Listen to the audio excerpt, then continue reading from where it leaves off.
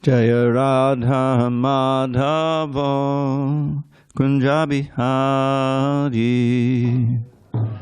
Madhava Kunja Bihari Jaya Radha Madhava Kunja Bihari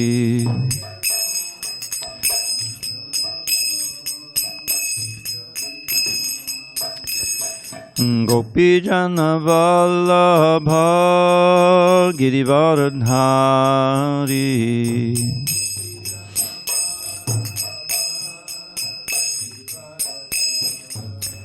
Jaya Gopi Jana Vallabha Girivaradhari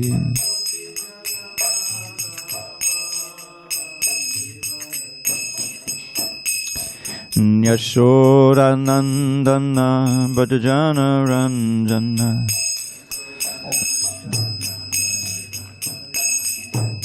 Yashoda Nandana Bhajana Ranjana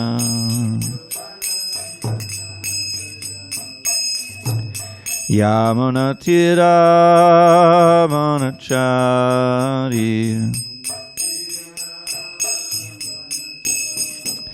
Yamuna Tira Manachari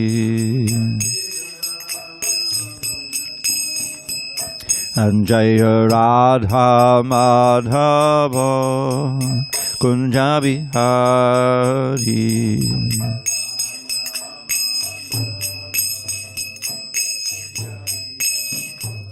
Jaya Radha Madhava Kunja Bihari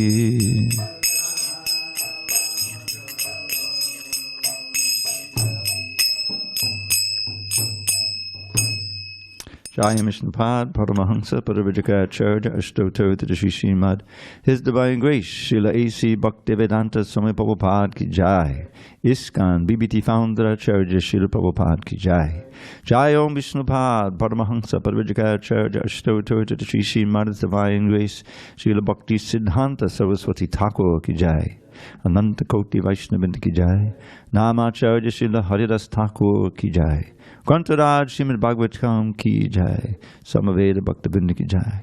All glories to the assembled devotees. All glories to the assembled devotees. All glories to the assembled devotees. All glories to Shri Guru and Gauranga.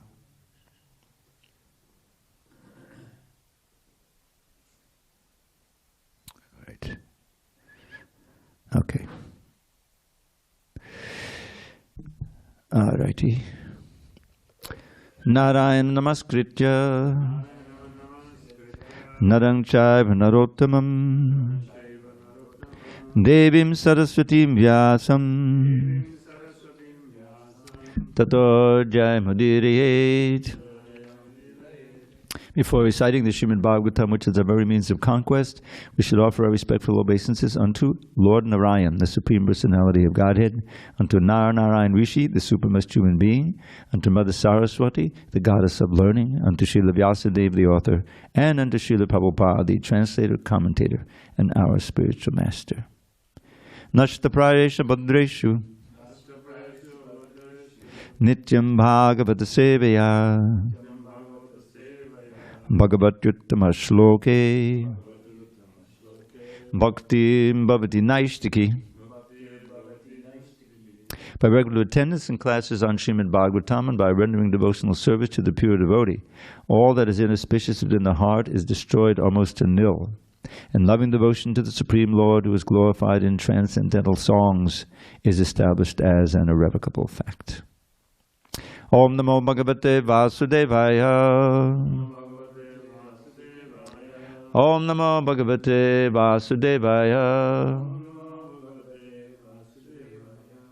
Om Namo Bhagavate Vasudevaya. On this 9th day of April, 2026, in San Diego, reading from Srimad Bhagavatam, translation and commentary by His Divine Grace, A.C. Bhaktivedanta Swami Prabhupada. And we are in the 9th canto, Liberation. 18th chapter, King Yayāti regains his youth, text number 44. uttamash chintatam kuryat proktakari tu madhyamaha adamo ashradhaya kuryad akarto charitam pituhu uttamaschintitam kuryat proktakari tu madhyamaha adamo shradhaya kuryad akarto charitam pituhu uttamaschintitam kuryat proktakari tu madhyamaha adamo shradhaya kuryad akarto charitam pituhu uttamaschintitam kuryat proktakari tu madhyamaha adamo shradhaya kuryad akarto charitam pituhu.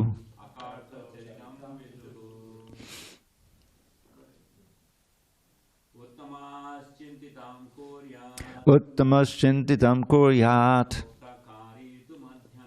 proktakari tu madhyamaha adamo shradhaya kuryad akarto charitam pituhu. Uttamaschintitam kuryat proktakari tu madhyamaha adamo shradhaya kuryad akarto charitam pituhu. Uttamaschintitam kuryat proktakari tu madhyamaha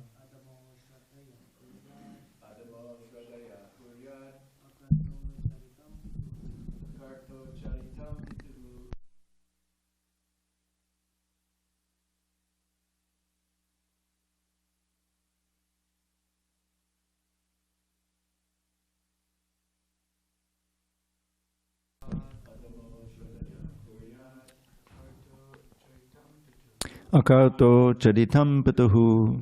You want to try? Uttamaschintitam kuryat proktakari tu madhyamaha adamo shradhaya kuryad akarto charitam pituhu. No? Uttamaschintitam kuryat proktakari tu madhyamaha adamo shradhaya kuryad akarto charitam pituhu. Anyone online? Uttamaschintitam kuryat Uttamaschintitam kuryat proktakari tu madhyamaha adamo shradhaya kuryat adamo shradhaya kuryad akarto charitam pituhu. akarto charitam pituhu. Okay. Uttamaha, the best. Chintitam, considering the Father's idea.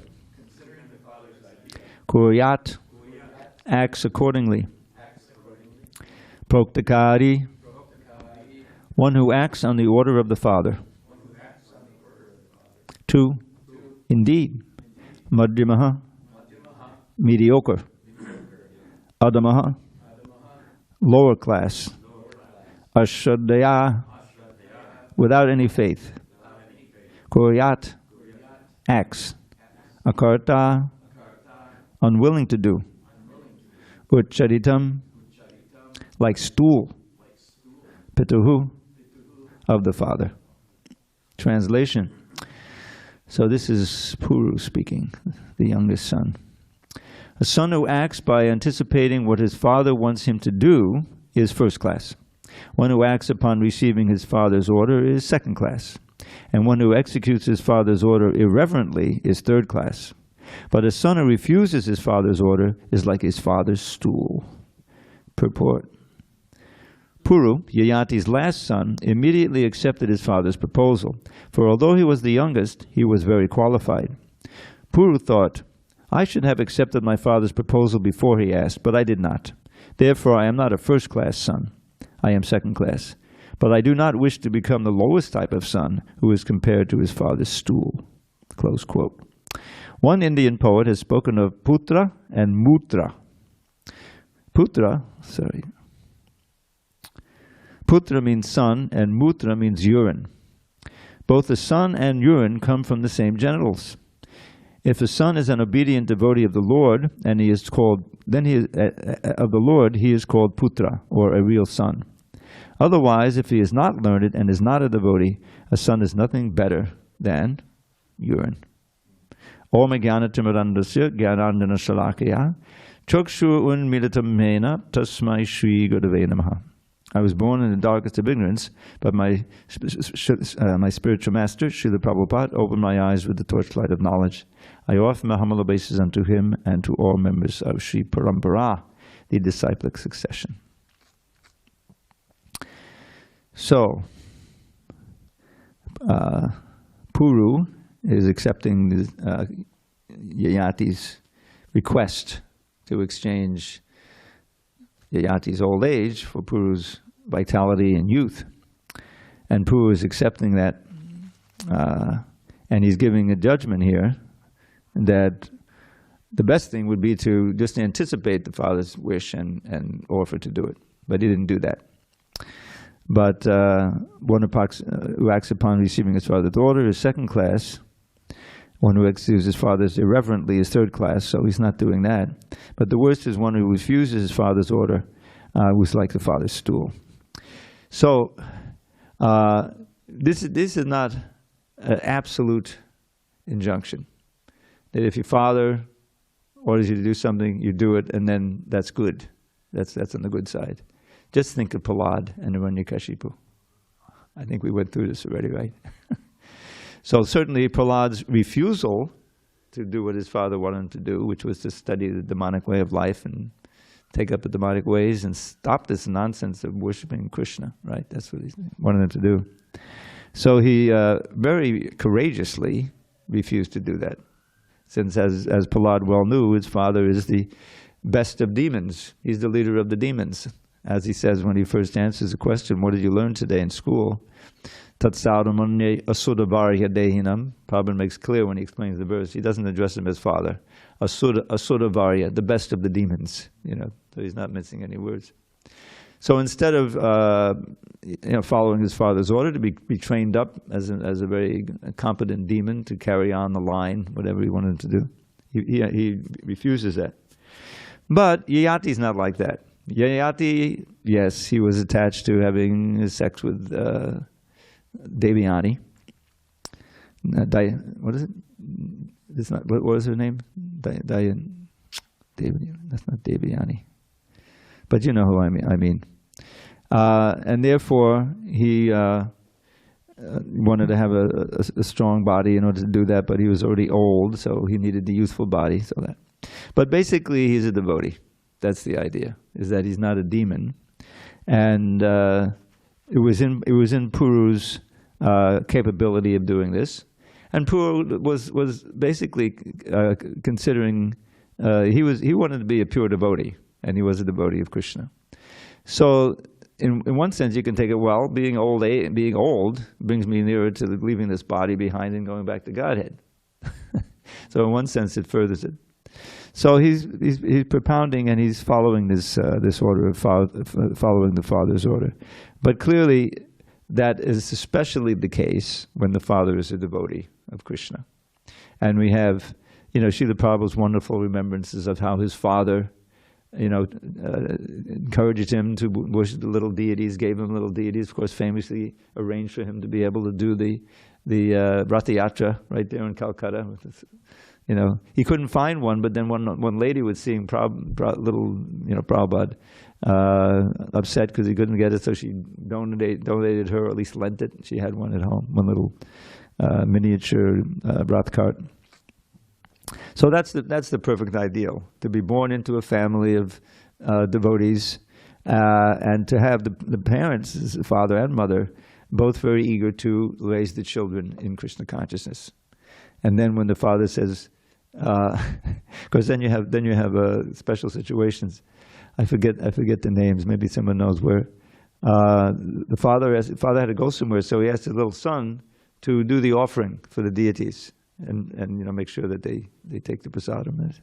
So he did, and the little boy made the offering very nicely, and he was peeking behind the curtain, but the Lord wasn't eating it.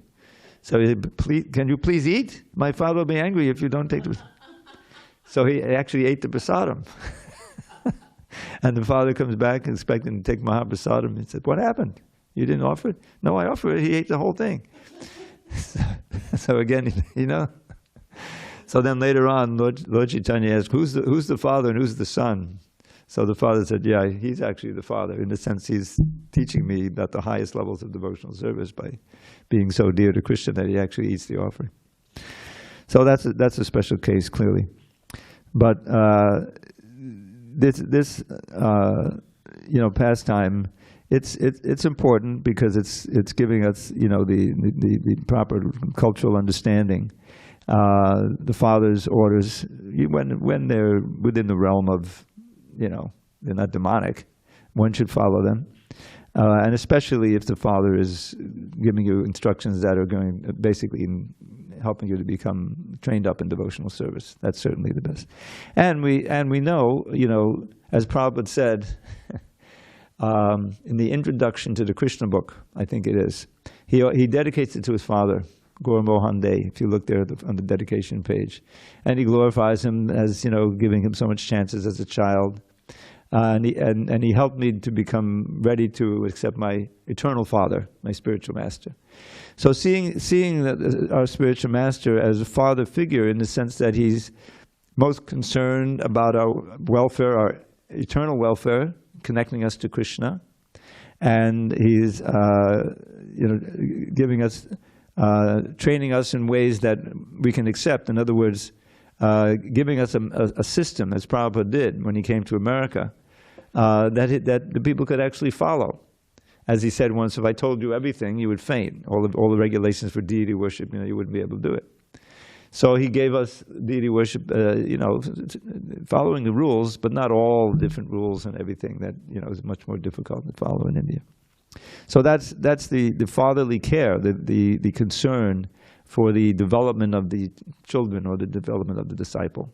So Prabhupada says there in that little dedication, he gave me this and gave me that and gave me, told me the importance of devotional service, and so that I was ready when I met my eternal father as the spiritual master. Recognize the spiritual master as a father figure also. So that's very important. When we requested to do something or not do something by the spiritual master, and it goes against our material desires, then that's where you really find who's first class. Say, well, I'm going to do it anyway, even though I don't want to do it. I'm going to do it because I know this is best for me, and this is what my spiritual master wants. And in that kind of attitude, you find that pleasing the spiritual master, which, as we know, is just as good or better than pleasing Krishna. Krishna is very pleased when you please the spiritual master. And then that opens up the doors to liberation. Yes, yat prasadat bhagavat prasado. And as I'm sure we all know by now, yes, ya prasadat, that has to be enunciated. Without his mercy, there's no path, there's no possibility of advancement. So that's where I take the larger lesson from what we're learning here, is that even though it's difficult, from a material point of view, it's pretty hair-raising to think of, you're growing up, you're 18, 19, 20, and your father asks you, can you please give me your youth? I'm 75, and then you'll take on that. And then, where's the child who would do that today? But in this case, he understood his father was really a devotee, and he would burn out, his desires, and he would actually show. So he was facilitating him there. So that's what I get from this. And of course, we already had the big lesson earlier on with the beautiful purport last time I gave class of the dangers, and as we had, it comes to mind. If you think about what have we been reading over the last year, 6 months or so, we had this incredible thing with Urvashi and what was his name? Pururava. Thank you. Who finally comes to his senses, and he sings the Ila Gita, a song of renunciation, lamenting his absolute obsession with this. Of course, she was heavenly, but still, and how that kind of understanding is essential, really, to enter into devotional service. You have to see how self-destructive sense gratification is, and it's certainly nicely explained in the Bhagavad Gita. There's no question. Arjuna asks, "What is it, that causes us to do things even against our own interest?" The answer is, kama esha, krodha esha, rajoguna samudvaha, mahashano mahapapma vijnana hivaididam. This is a verse for the ages. They all are, but it's lust. It's that strong, powerful desire that eclipses your intelligence. It takes away your intelligence. Prabhupada quoted that line, right, from kamaistaista rita jnana. One who wants to go to the heavenly planets and enjoy like anything, that comes when your real knowledge is stolen away by these material desires. Kamaistaista rita jnana. So we don't want to let that happen. That's material life. So in the case of the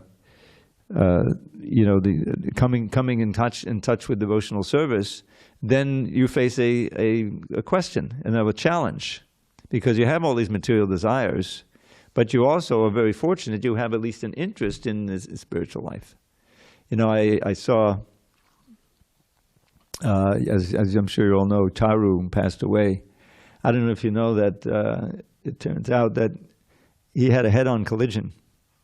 His car, he went over into the left lane, which indicates that he may have had a stroke while he's driving or something like that, Anyway, but he was talking about it. They showed his last lecture. I don't know if you saw it on Dandabats, It was very good.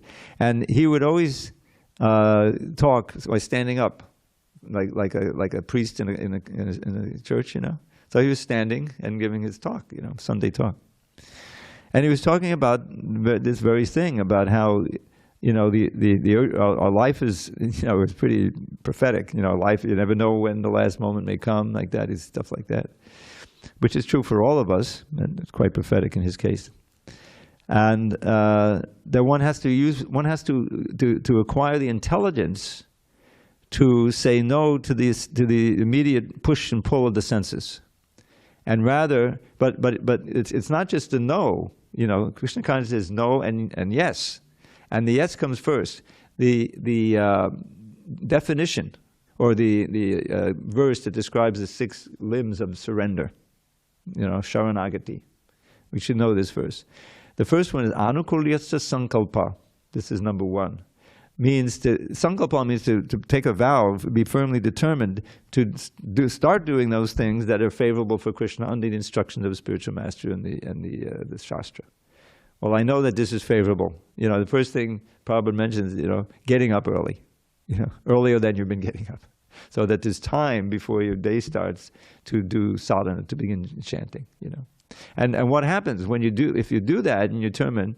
I remember when I started chanting, I was still working, so I'd get up and I'd do some asanas, and then I would have chant my 2 rounds. I was doing 2 rounds a day.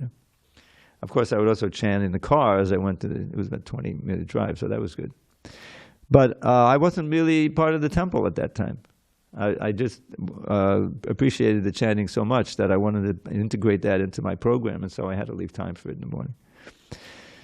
So, but that's a challenge. If you're just, a regular sense enjoyer, especially on the weekend, you get a bit late, maybe a little intoxicated, it's very hard to get up early and think that, you're in the mode of passion and ignorance. So that surrendered. But it's interesting, the first thing is something positive. Get up early. Of course, that means probably getting to bed earlier the previous night and changing your modes that you're working in. But if one does that, you can do that and chant early in the morning. That will help one to loosen the grip of the modes of passion and sensual things that you've been doing, even for years and years. And sometimes, of course, it's difficult. So the first thing is positive. Okay, that's why whoever you are, whatever you're doing, no problem. Just join the kirtan. Come and enjoy. So the reason I brought up Charu, because they showed also a whole clip. I don't know if it was the same video, but it was the Holi festival that he has. They showed the last one. And there was this lady on stage, sorry, she was leading, and all the youngsters, the young students from the Mormons, I guess, they were out there and they were jumping up and down and chanting like crazy, In other words, it's such a gift, and that if you're able to get people to chant and take a book, that this is pleasing to Lord Chaitanya, is pleasing to the whole parampara of the Srila Prabhupada. And this is it gives people a first step in devotional service. And Krishna, from within the heart, he helps. He helps to tamp down the material desire because you're experiencing some bliss in the chanting and so forth. So that's the program that we have. Our material fathers may not. I mean, my own father never really reconciled himself to me being a Hare Krishna. Whenever I would see him in the few years that he was alive after I joined, he would always say something like, "When are you getting out of that thing?" Something like that. So I didn't get into an argument. I just said, "Sorry, Father." But my mother, she was really nice. She became a subscriber to Bhakti Godhead magazine. And I would visit her after my father passed, and we would chant Hare Krishna together and everything like that. So she was open to it. But I think the real lesson is, of course we have to accept the requests, the orders of the Eternal Father, the spiritual master. That's really important. And if your father is an out-and-out demon like Hiranyakashipu, no. You have to refuse. Even at the risk of your life, you have to refuse to become a demon. So that's very instructive, and the relation between father and son is wholly different with Prahlad, and Hiranyakashipu is the father. So there's a little ambiguity here. Although Yayāti is very passionate to enjoy with his young wife here, and he gets his youth, but ultimately he's also a devotee. I think that's understood. Okay, it's 20 after 8. Any discussion on these points? Okay. This other point here about anticipating the order, Prabhupada would apply that to a disciple. If you understand what the desire of the guru is, and you do it without even asking, that's very good. Of course, and if you when you do it after asking, that's also good. And if you don't do it, you're in real trouble. If you don't at least try to do it. Okay, go ahead. Not much of a question, but with this text, when I saw it, I thought of, as you just mentioned, how Srila Prabhupada would give this breakdown of different levels of disciples.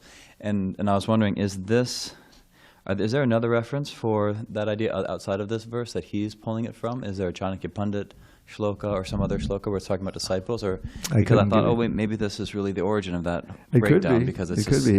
He may have used this as it's kind of, it's almost intuitive, because it means if you're a really good disciple, you're really tuned in to what the spiritual master wants, and you understand, and so you'll do it voluntarily, you'll do it spontaneously. That's the idea. And Prabhupada really appreciated that. Okay, what else was I going to mention here? Jai, go ahead. So in the past, when I was first living in the temple, my Guru Maharaj, he wasn't here very often, so we didn't get a lot of personal contact. But he instructed us, he said, in my absence, the temple president is my representative. So you see him as you see me. And I know that, over 45 years, I've seen different kinds of temple presidents, some spot on, some not so good. Yeah. And I think it gives room for the person, especially when you're older and you're looking at someone and going, wait a minute, how can I see you as my father when you're not really acting properly or doing what you tell us to do, you're not doing? So how do we adjust ourselves in that situation? Well, that particular type of instruction, you won't find something in the Bhagavatam, about the temple president and so forth. So this was, I think, he had that, your spiritual master had that confidence that this particular temple president was going to, maybe he was a disciple also, he was also a disciple of the same spiritual master. No, he wasn't. Huh? It was Bhadri Narayan Maharaj. Oh, that was Bhadri Narayan Maharaj, okay. Yeah. So, I think, so I think that it depends on a case-to-case basis. It's not a universal principle, obviously, because, you're dealing with fallible soldiers, and they may go off the reservation, and then you have to be intelligent enough to know from the Shastra and know from Prabhupada's words themselves, wait a minute, this isn't right. And so to somehow take a remedy of it, write an anonymous letter, or so you won't get kicked out of the temple. But anyway, it becomes difficult. That's why Prabhupada was so, concerned that the people who he put in the positions of authority would be first-class devotees, and they would be following his orders generally, and that they wouldn't be, profiteering or whatever it is. And it wasn't always that case 100%, unfortunately. So that created, difficulties in the movement. But I mean, I was there. This may, and this whole subject matter, which is essential, the representation of authority. You have faith in the authority is so essential, and that's why Prabhupada so much emphasizes the qualifications of a genuine guru.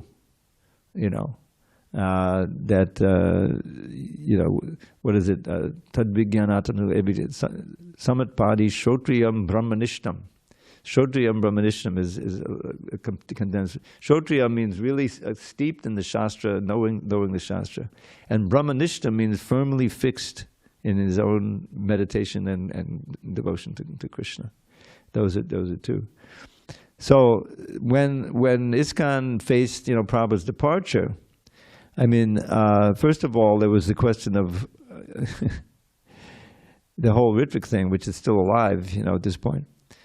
Okay, I don't know if you know the origin of that. Let me tell you, because it's an important historical event. Actually, it was mid 1977. It was May of 1977. And Prabhupada, had been ill for some time, and he was confined in there in Vrindavan, So the GBC, representatives of the GBC came and to Srila Prabhupada and asked him. Their leader was Satsrup Maharaj, whom Prabhupada trusted implicitly, and he said, Srila Prabhupada, we're coming here to ask you with all humility, what are your plans? What is your ideas of how the disciplic session will continue? Who's going to be giving initiation and so forth? The critical question.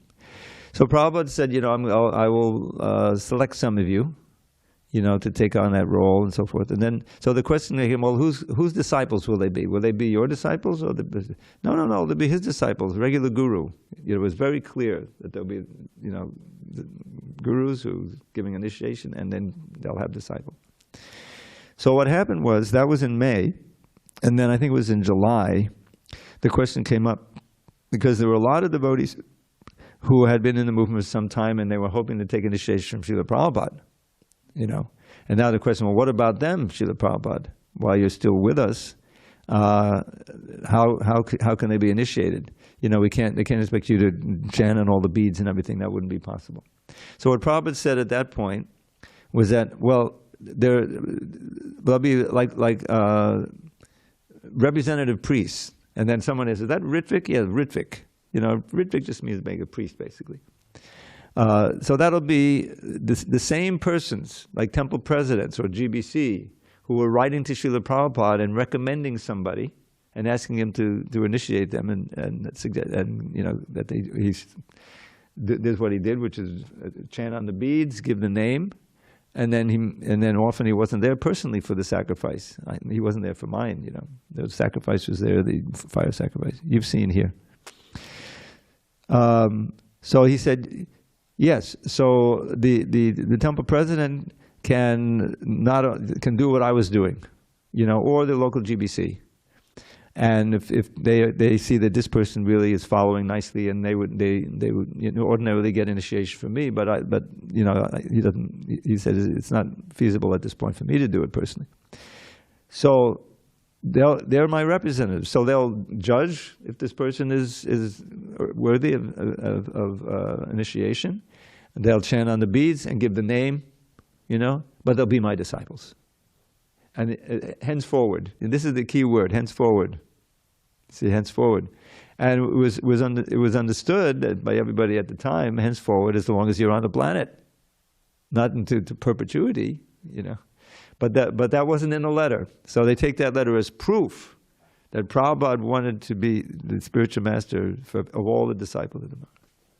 And there's temple, and they won the case in India after 30 years. These cases lasted. That the Ritvik is now part of it, called ISKCON. They can use the name ISKCON. Anyway, that's the story. But Prabhupada, clearly from that May meeting is what he intended. That yes, there'll be others. Now that also was not so smooth after a while. Many of them couldn't handle it. All the authority, the money. It was a tough period at one point.